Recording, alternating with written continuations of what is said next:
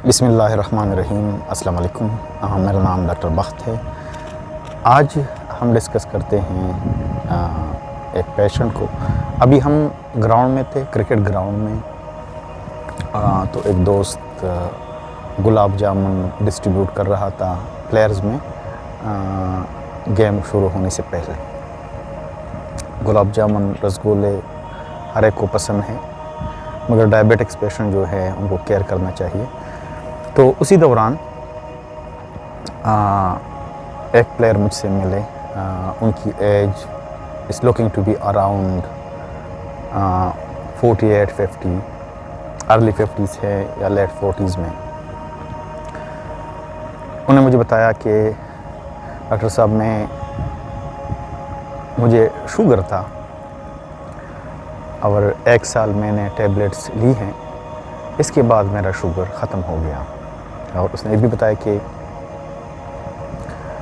इस तरह मेरे अम्मी के साथ भी हुआ था। तो क्या मैं इनमें से कौन सी मिठाई मैं खा लूँ, रसगुल्ला खा लूँ या गुलाब जामुन? तो मैंने कहा कि आप कोई भी मिठाई ना लें। फिर मैंने उनको समझाया, और ये जो है बहुत इम्पोर्टेंट एक कैन से इंसिडेंटल सिनारियो है पेशेंट्स के लिए, जनरल पॉपुलेशन के लिए भी, कि अभी पहले इस पेशेंट के बारे, इस प्लेयर के बारे में बताते हैं। इनको मैंने समझाया कि शुगर जब हो जाता है तो ख़त्म नहीं होता। एक दफ़ा अगर प्रॉपर्ली डायग्नोस हो जाए शुगर, डायबिटीज़, तो फिर वो ख़त्म नहीं होता बज़ाते खुद। तो मैंने बताया कि आपने कोई स्वीट्स नहीं लेनी है। फिर मैंने पूछा कि आपका जो HbA1c है, जो 3 महीनों का शुगर हम चेक करते हैं, शुगर के टेस्ट के लिए हम फास्टिंग शुगर लेवल भी चेक करते हैं कि पेशेंट को ओवरनाइट फास्ट करते हैं, रात 12 बजे उन पे खुराक बंद करते हैं, सुबह 8 बजे निहार मुँह का टेस्ट कर लेते हैं। इसको फास्टिंग शुगर लेवल कहते हैं। 90 to 100 ये नॉर्मल होता है। पहले 110 था, अभी जो है इसकी रेंज 110 से 100 पे आ गया है, नीचे किया है। इस तरह रैंडम शुगर वो होता है कि जब खाने के 2 घंटे बाद शुगर कुछ चेक किया जाता है, इसको रैंडम ब्लड शुगर कहते हैं। तो मुझे पता चला कि एक प्लेयर है और क्रिकेट खेल रहा था, ओबीज़ नहीं था, like he is a smart person. तो मैंने उनको समझाया कि शुगर बजाते खुद ख़त्म नहीं होता। आप जो खेलते हैं, जो आप क्रिकेट खेलते हैं और ये रनिंग करते हैं, एक्सर्शन करते हैं, एक्सरसाइज करते हैं, इसी वजह से आपका शुगर कंट्रोल हो चुका है। बहुत गुड न्यूज़ है हमारे लिए, जनरल पॉपुलेशन के लिए भी। फिर मैंने पूछा कि आप जो शुगर चेक करते हो, कितने वक्त बाद अपना शुगर चेक कर लेते हो? तो बता रहे थे कि 1 महीने के बाद। तो मैंने बताया कि 1 महीने की जगह अगर आप इसको हफ्ते में 1 दफ़ा एटलीस्ट चेक किया करो, और हर 2 महीने बाद, 3 महीने बाद अगर अपना HbA1c भी करो तो काफ़ी बेहतर है। और उसकी अम्मी की कभी इस तरह की उसने भी एक्टिविटी स्टार्ट की है, इसी वजह से उसका भी शुगर कंट्रोल हो चुका था, अकॉर्डिंग टू हर, कि वो भी एक्टिविटी एक्सरसाइज करती थी, वॉक करती थी। अब ये है कि हर एक डायबिटिक पेशेंट का ओनली वॉक एक्सरसाइज से शुगर कंट्रोल नहीं होता कम्प्लीटली। ये हेल्प करती है, मगर कंप्लीट कंट्रीब्यूटिंग फैक्टर है लाइफस्टाइल मॉडिफिकेशन। इसका मतलब ये हरगज़ नहीं है कि एक डायबिटिक पेशेंट है वो अगर एक्सरसाइज शुरू करता है अपनी दवाई छोड़ लेगा, नहीं। हम उसके शुगर लेवल को मॉनिटर करते हैं। अगर लाइफस्टाइल से उसका शुगर कंट्रोल होता है तो बहुत हैप्पी न्यूज़ है, क्योंकि हम इसका क्लोज फॉलो अप करते हैं। तो मैंने उनको समझाया, और I am very happy that his sugar was controlled, क्योंकि उसने 1 साल के लिए दवाई अकॉर्डिंग टू हिम ली है। इससे हमें क्या सबक हासिल होता है? पहली बात तो यह है कि जो जनरल पॉपुलेशन है, not all but most we can say, हम अपने आप को टाइम नहीं देते।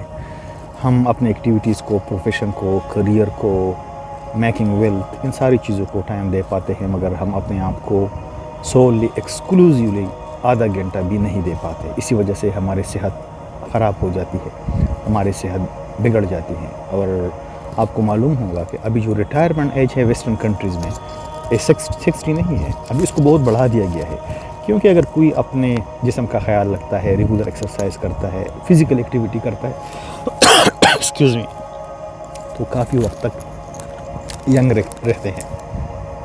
असल चीज़ है वो क्वालिटी ऑफ लाइफ है।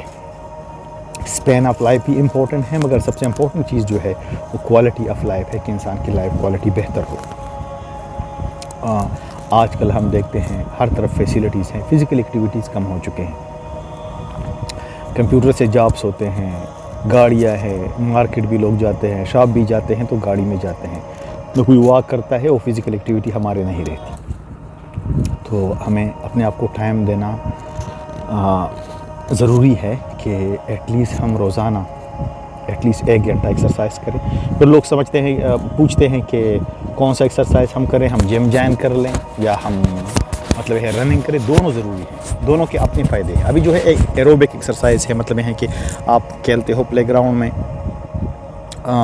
क्रिकेट खेलते हो या जॉगिंग करते हैं, तो एरोबिक एक्सरसाइज है, कार्डियोवास्कुलर हेल्थ के लिए अच्छी है, मेंटल हेल्थ के लिए अच्छी है। एक होता है टोन एक्सरसाइज, जो आप जिम में मसल को स्ट्रेन करते हो, इसकी वजह से आपकी जॉइंट जो है वो क्या हो जाते हैं, मजबूत हो जाते हैं, क्योंकि हर एक जॉइंट जो है इसमें लिगामेंट होते हैं, टेंडन होते हैं, मसल्स होते हैं, अगर इनको स्ट्रेंथन करती है तो इस मतलब है कि जिस्म के हर एक हिस्से का एक्सरसाइज करना चाहिए। मतलब है आर्म्स का एक्सरसाइज करते हैं, स्पाइन का एक्सरसाइज, नेक एक्सरसाइज, ये सारे एक्सरसाइज बहुत ज़रूरी है बॉडी टोन के लिए, बॉडी में स्ट्रेंथ डेवलप करने के लिए। इसमें क्या ज़रूरी है, इसमें जिम ज्वाइन करना बहुत ज़रूरी है। एक मतलब है कि इट्स अ पैशन।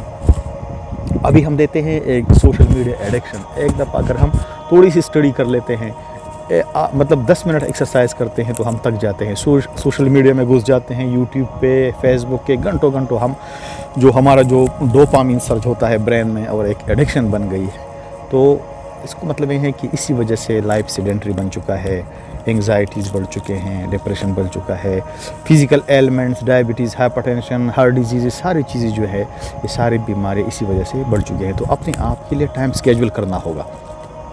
एक तो सोशल मीडिया को एक प्रॉपर टाइम देना होता है, और अगर हम इसमें घुस जाते हैं ब्लाइंडली तो फिर हमारे घंटे घंटे वक्त भी बर्बाद हो जाता है, और इसी वजह से क्या होता है कि हमारे जिस्म पे बुरा असर भी पड़ता है। तो एक स्केड्यूल बनाना है कि मैंने यूट्यूब को कितना टाइम देना है, आधा घंटा देना है, 1 घंटा देना है, कौन सी चीज़ें सर्च करनी है। इस तरह नहीं हम स्क्रॉल करते जाएँ, जो भी आता है हम इसको देखते जाएँ। इसी वजह से एक एडिक्शन बन चुकी है, इस पर बहुत रिसर्च हो चुके हैं। तो हमें अपने आप को फ़िज़िकल एक्टिविटीज़ में इन्वॉल्व करना चाहिए।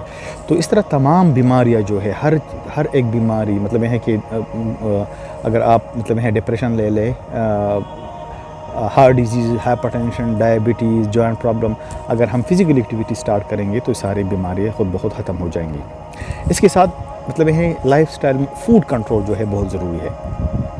बहुत पेशेंट्स आते हैं कि हम एक्सरसाइज भी करते हैं, जिम भी करते हैं, हमारा वेट कंट्रोल नहीं होता। वेट कंट्रोल जो होता है मोस्टली होता है फूड कंट्रोल से। अगर हम अपना फूड कंट्रोल नहीं करेंगे तो जिम से, रनिंग से हमारा वेट कभी भी कम नहीं होगा।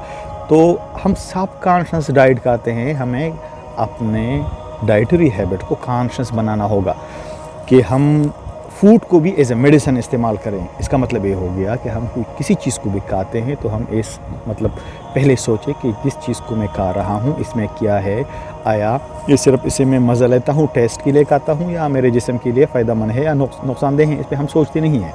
इसलिए जो जंक फूड है हम बहुत ज़्यादा लेते हैं, पिज़्ज़ा, शवारमा जो है, बर्गर, ये सारे जो है इसमें प्रोसेस्ड फूड है, प्रोसेस्ड चीज़ होता है।